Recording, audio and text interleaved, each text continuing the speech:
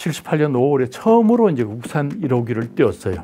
이게 올라가더니 한꺼번에 두두두둑 하면서 앞바다에 첨벙첨벙 떨어지는 거예요. 이제 이 날개를 요 4개의 추진관하고 묶어서 이렇게 그 묶는 부분에 설계를 내가 했고 이 날개도 설계를 내가 했는데 혹시나 이게 잘못된 게 아닌가 이래가지고 그 설계한 했는 걸 확인하고 이렇게 위해서 이제 실험을 했는데 그때 마침 국회 국방위원들이 와 있었어요. 그 사람들이 이제 잔뜩 와 있는 데서 이게 산불이 나버린 거예요. 이게 터져가지고. 그래서 산불 끌어다니는 그게 또 좀 큰 그 에피소드 중에 하나였고, 그 다음에 이제 이 기체 만든 사람은 그냥 하루가 바쁘게 막 날리니까 지금 5월달부터 시작해서 9월달까지 5번을 날려야 되는 거예요. 그 날리는 동안에 이걸 빨리 만들어야 되니까 밤새도록 작업을 하는데 여기 리베트라는 걸 해요. 그 소리가 밤새도록 하니까 주변에 있는 사람들이 민원이 생겨가지고 난리 났고 이제 겨우 다음번 이제 국산으로 한 것이 성공을 했어요. 이게 이제 목표대로 쫙 날아갔어요.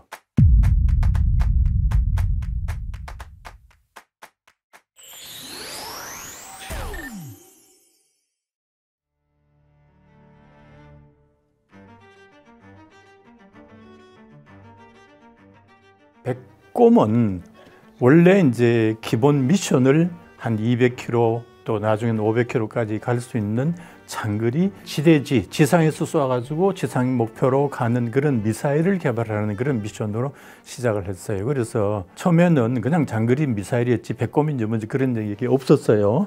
그래서 이제 그 장거리 미사일을 개발하는데 그럼 어떻게 개발할 거냐. 72년도에 그 개발로 이게 할 수 있다 없다는 것까지만 72년도에 우리 선배들이 이제 모여가지고 해서 오케이 청와대에서 그럼 할 수 있겠구나 해가지고 승인을 한 거예요. 73년도부터 이제 연구원으로 이제 모집을 시작해가지고 처음으로 이제 기술을 배워가면서 이게 미사일을 그때 연구원으로 들어가니까 아무도 미사일에 대해서 어떤 미사일을 어떻게 만들어야 되는지 아무도 몰라. 73년 말에 대통령이 올지 모르니까 그 미사일 모델을 하나 만들어라. 모델을 만드는데 지금 미사일은 아직 그림도 못 그렸으니까 이게 무유도 로켓이라고 그래. 프리 라켓이라고 그러는데 FR. 그래서 프리 라켓을 한번 만들어 보라.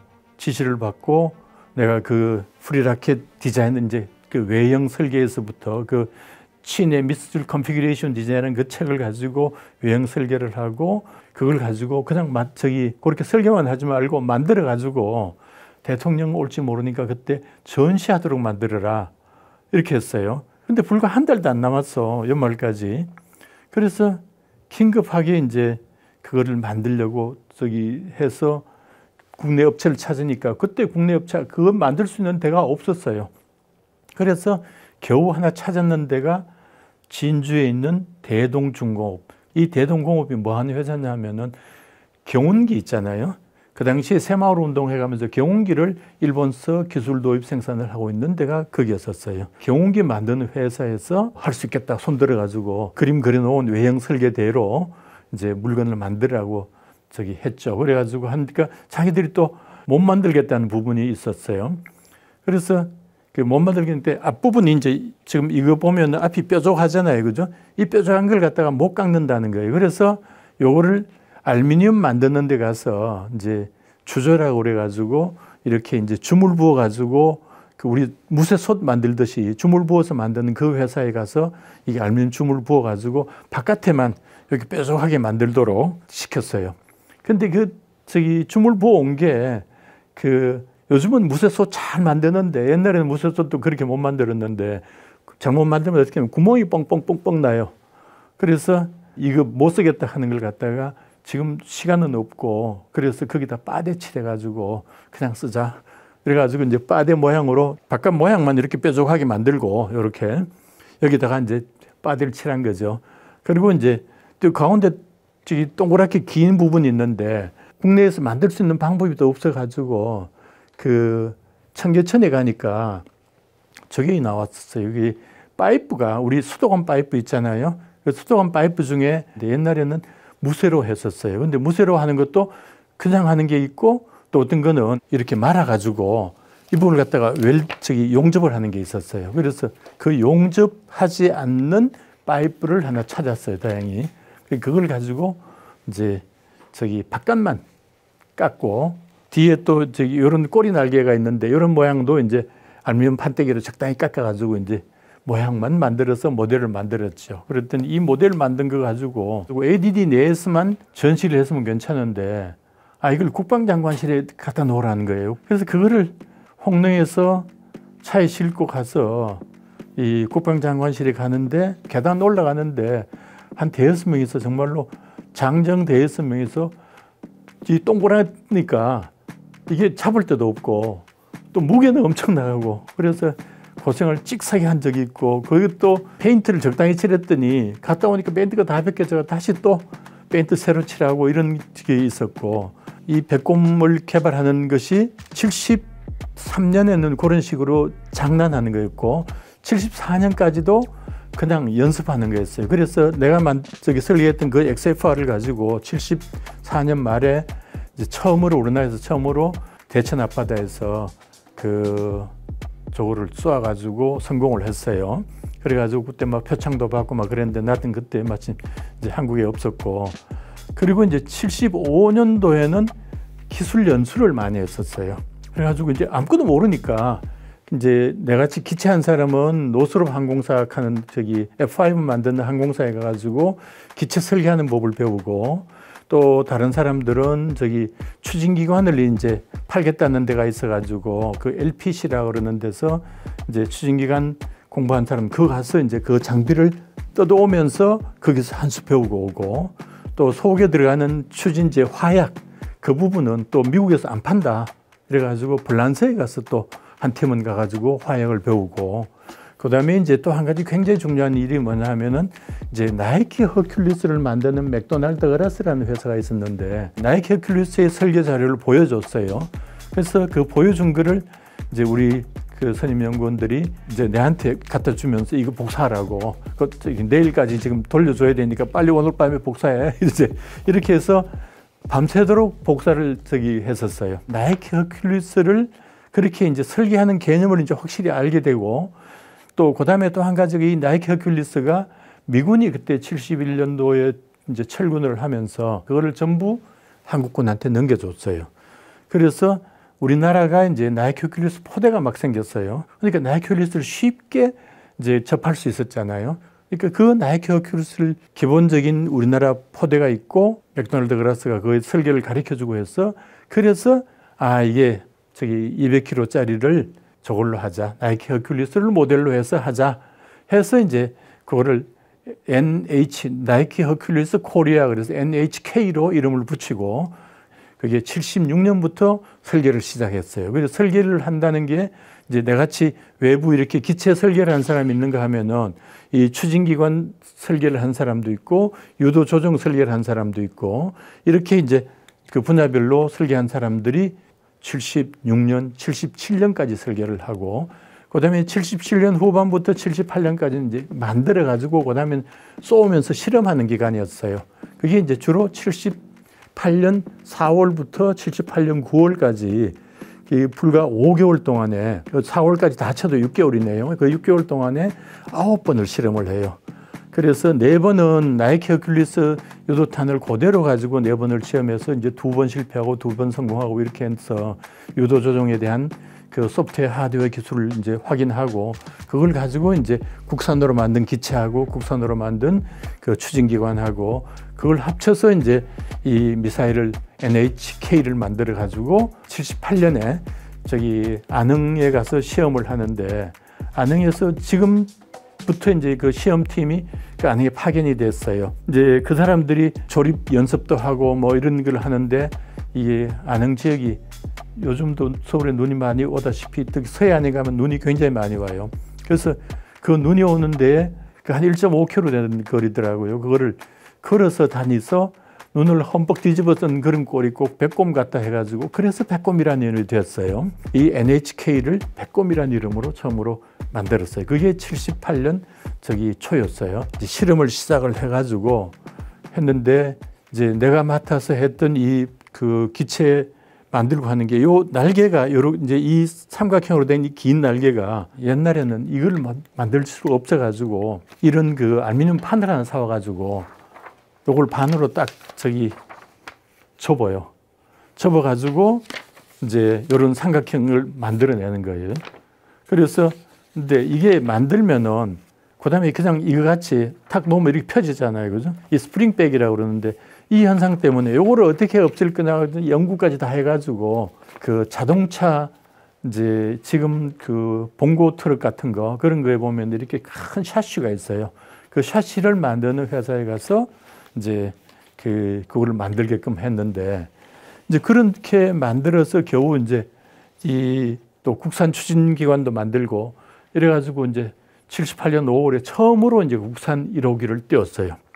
근데 이게 띄웠는데 올라가면서 정상적으로 가면 이렇게 올라가면서 딱 이렇게 분리되고 요거는 1단이라고 그러는데 이게 떨어지고 그다음에 2단이 쭉 올라가서 이제 가도록 되어 있는데 이게 올라가더니 한꺼번에 두두두둑 하면서 앞바다에 첨벙첨벙 떨어지는 거예요. 내가 맡아서 했던 분야가 바로 이제 이 날개를 요 4개의 추진관하고 묶어서 이렇게 요 묶는 부분이 있어요. 근데 그 묶는 부분의 설계도 내가 했고 이 날개도 설계를 내가 했는데 이게 혹시나 이게 잘못된 게 아닌가 이래가지고 그 설계한 했는 걸 확인하고 이렇게 위해서 이제 실험을 했는데 그 로켓 모터 부분 요 4개 중에 1개하고 같이 실험을 했는데 그때 마침 국회 국방위원들이 와 있었어요. 이게 78년 여름이었는데 그 사람들이 이제 잔뜩 와 있는 데서 이게 산불이 나버린 거예요. 이게 터져가지고. 그래서 산불 끌어다니는 그게 또 좀 큰 그 에피소드 중에 하나였고 그 다음에 이제 이 기체 만든 사람은 그냥 하루가 바쁘게 막 날리니까 지금 5월달부터 시작해서 9월달까지 5번을 날려야 되는 거예요. 그 날리는 동안에 이걸 빨리 만들어야 되니까 밤새도록 작업을 하는데 여기 리베트라는 걸 해요. 막 이 두 판때기를 이제 쳐가지고 양쪽으로 확 묶이도록 하는 그런 건데 그 리벳 치는 소리가 굉장히 크게 나요. 공기로 막 때리는 건데 그 소리가 밤새도록 하니까 주변에 있는 사람들이 민원이 생겨가지고 난리 났고 이제 그런 식으로 해가지고 이제 겨우 다음번 이제 국산으로 한 것이 성공을 했어요. 이게 이제 목표대로 쫙 날아갔어요. 근데 이제 그 다음 게 또 한 번 실패를 했어요. 이번에 이제 불은 쫙 됐는데 가다 말고 이게 쑥 꺼져버려서 불이 안 붙었어. 이제 그걸 또 억지로 찾아가지고 보니까 이 속에서 불이 안 붙은 원인이 이제 또 밝혀지고 마지막으로 대통령 모시고 9월 말에 하자 이렇게 이제 결정을 하고 이제 했는데 마지막 준비 시험을 한 번 더 했는데 또 안 되는 거예요. 그래가지고 고민하다가 이제 그 해결을 했어. 그런데 그 해결한 것 중에 이제 또 하나가 이제 뭐 여러 가지 담배불이라든지 또는 레이더가 막 방해 전파가 생기고 이런 것들이 있었는데 그런 것들을 다 극복하고 이제 대통령 모시고 한번 이제 그거를 했는데 한 4분밖에 안 걸려요. 그거 날아가는데 정말로 그런 4분이란 게 정말로 세상에 가장 긴 하루였었어요. 그게 영어에 롱기스트 데이 하는 거 있잖아요. 그죠? 그런 시간을 가졌는데 그렇게 해가지고 성공을 하고 나니까 이제 각 분야별로 담당한 사람들 그냥 펄쩍펄쩍 뛰고 눈물 흘리고 난리 났죠. 그게 이제 실패를 이제 성공으로 바꾸고 그거에 따라서 환호한 이제 그런 거가 됐었죠. 그런데 이 NHK가 이제 문제점이 바로 이렇게 아까도 이야기했다시피 주어진 발사대에서 쏘아가지고 목표점까지 가는데 요 주어진 발사체가 딱 지정이 돼 있어요. 그러면은 적군이 봤을 때는 거기다 폭격을 하든지 아니면은 비행기가 날라와서 거기다 폭탄을 때리면 이게 꼼짝도 못하게 당하거든요. 그래서 이거를 이제 발사대를 옮기는 거, 그 역할을 이제 이동식 발사대를 만들었어요. 이제 이 4개가 자꾸 터지고 했던 그런 경험을 없애가지고 이 한 개로 만든 이제 이것을 NHK2라는 이름으로 이제 80년부터 개발을 시작을 해가지고 82년까지 하는 도중에 이제 82년도에 신군부가 최종적으로 이거 하지 마 이렇게 이제 결정을 내려가지고 82년도 사업이 끝나버렸거든요. 근데 이게 이제 저기 4년도부터 새로 83년 아웅산 사태 후에 84년부터 새로 시작을 했는데 옛날에 하던 그 NHK2를 그대로 이어받아 가지고 현무라는 걸 하면서 기술적으로는 똑같아요.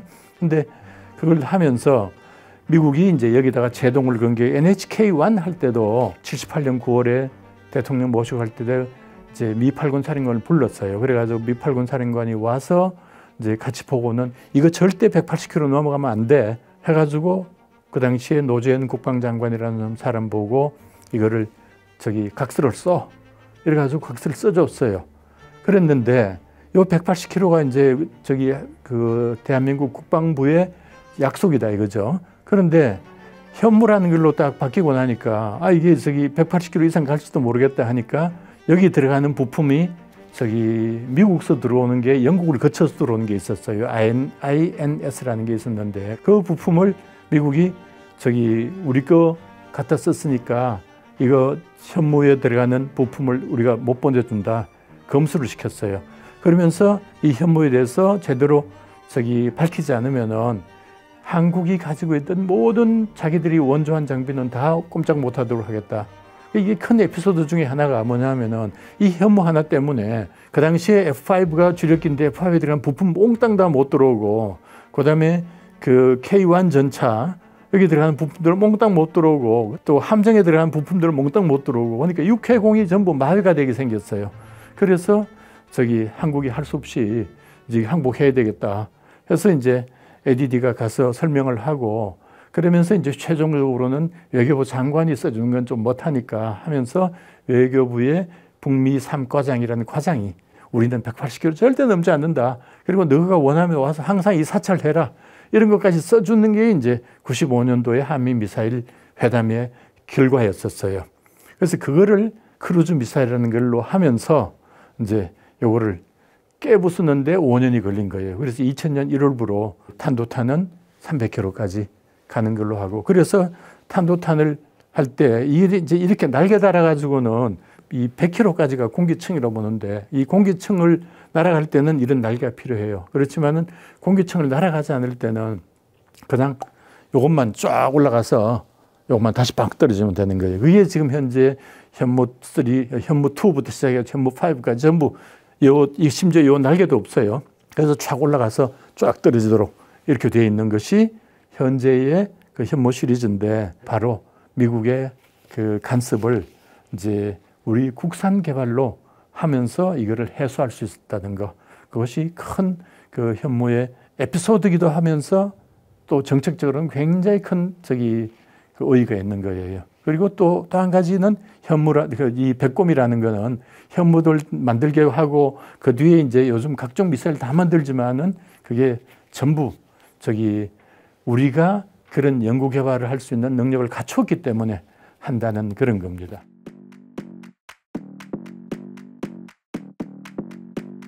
당연히 남다르죠. 그날 나온 게 현무5는 나온 게 아니고 K9, 뭐 K2, 그다음에 각종 무인기, 뭐 유도탄 다 나왔거든요. 그날 보여준 게 뭐냐면은 아까 내가 이제 지금은 5세대라 그러면은 3세대까지는 현역에 있었다고 그랬잖아요. 근데 그때 심어 놓았던 것들이 이제 다 현실화된 거죠. 그래서 당연히 누구보다도 더 감회가 깊고 또 자랑스럽고 그다음에 또 그 주변에서 야 ADD 그런 것도 했어 하는데 야 그것도 옛날에 네 소장까지 하면서 그런 거 다 했지 않나 했을 때 다 사실은 내가 거의 다 손을 봤던 것들이거든요. 요 현무5라는 것이 그 현무5가 단순한 미사일이라는 건 개념이 아니고 거기에 들어가는 각종 기술들이 그러니까 백곰, 현무를 거치면서 또 백곰, 현무, 순항유도 무기 이거를 거치면서 개발됐던 기술이 다 접목되어 있는 게 현무5예요. 정말 뿌듯하기 짝이 없죠.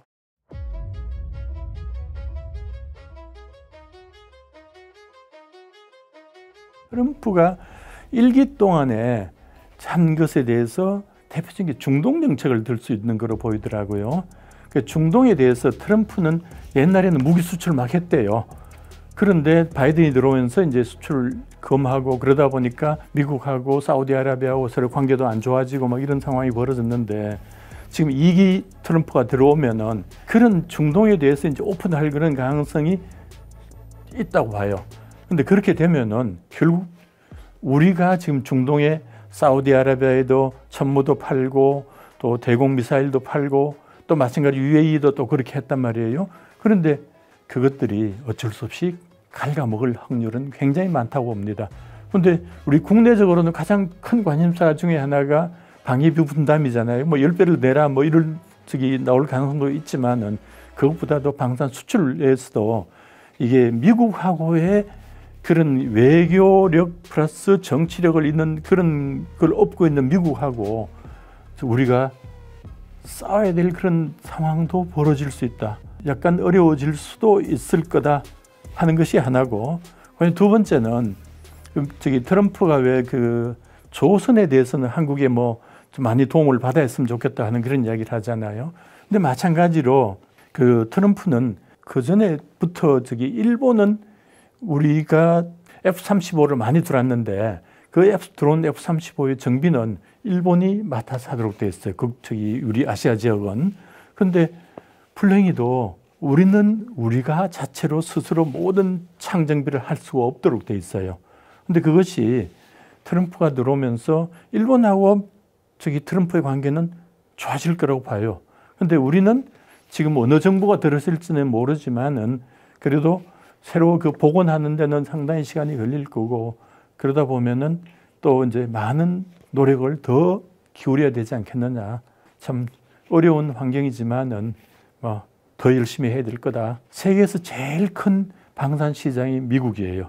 미국이 거의 40%를 점하고 있는데 그 사람들이 수출을 40% 하는데 국내 시장도 세계적으로도 세계 40%를 그 사람들이 가지고 있어요. 그런데 미국에 조그만한 거라도 팔아야지 우리가 미국을 뚫었다는 것은 다른 나라한테도 큰 크레딧을 줄 거라고 보입니다. 그래서 미국을 뚫는 노력도 계속해야 될 거라고 보입니다. 앞으로의 무기는 요즘 유행하는 AI, 첨단 무기라는 것이 AI 기반이 아니면 아무것도 팔릴 게 없어요. 근데 그 AI 기반에 대한 무기도 우리도 뭐 국방 AI 센터를 만들고 그러긴 합니다만은 AI 기반 무기를 많이 빨리 개발해가지고 해야 되면서 아울러 그렇게 개발하고 하려면은 이게 연구원들이 신나게 뛸 수 있도록 처우도 잘해주고 감시 감독도 좀 완화해주고 그다음에 또 방산업체에 있는 연구원들도 신나게 그냥 일할 수 있도록 나중에 나가도 인센티브 주겠다 하는 그런 형태로 각종 규제는 완화하고 또 인센티브는 늘리고 그런 시스템으로 발전하지 않고는 트럼프가 아니라 우리 정부가 누구라 바뀌든 외국 정부가 어떻게 바뀌든 그거는 가장 기본이라고 봅니다.